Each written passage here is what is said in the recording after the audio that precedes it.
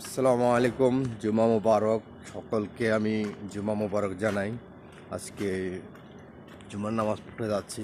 হঠাৎ করে আমার সবসময় আমি আসলে চিন্তিত বাংলাদেশ নিয়ে।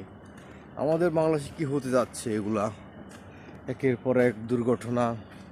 তা আমি সকল জাতি হিসাবে বাংলাদেশের মানুষ হিসাবে আমি একটা কথা মানুষকে বলতে চাই, বাংলাদেশ আমরা সকলে মিলে একটা সুন্দর বাংলাদেশ গড়তে চাই। সেখানে হিংসা থাকতে পারবে না, সেখানে থাকতে পারবে ভালোবাসা। তা না হলে আগামীর বাংলাদেশ চলে যাবে জাহান্নামের বাংলাদেশের মতন।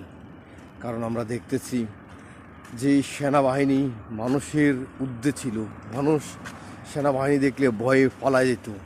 আজকে সেই সেনাবাহিনীকে একটা কি সে পরিণত হয়েছে বোঝা যাচ্ছে না। সেনাবাহিনী পরিণত হয়ে গেছে এনসিবির গার্ড হিসাবে। এনসিবিকে সেনাবাহিনী যেভাবে গার্ড দিয়ে যাচ্ছে তাতে বোঝা যাচ্ছে বাংলাদেশ ধ্বংসেতে পরিণত হয়ে যাচ্ছে। কারণ এই বাংলাদেশ কোনো এই সেনাবাহিনী কোনো দলের পিছে থাকতে পারে না, সেনাবাহিনী সকল দলের ঊর্ধ্বে থাকতে হবে। এটাই বলে আমার বক্তব্য এখানে আমি শেষ করছি। আসসালামু আলাইকুম। সবাই ভালো থাকেন। বাংলাদেশ জিন্দাবাদ। বেগম খালেদা জিন্দাবাদ।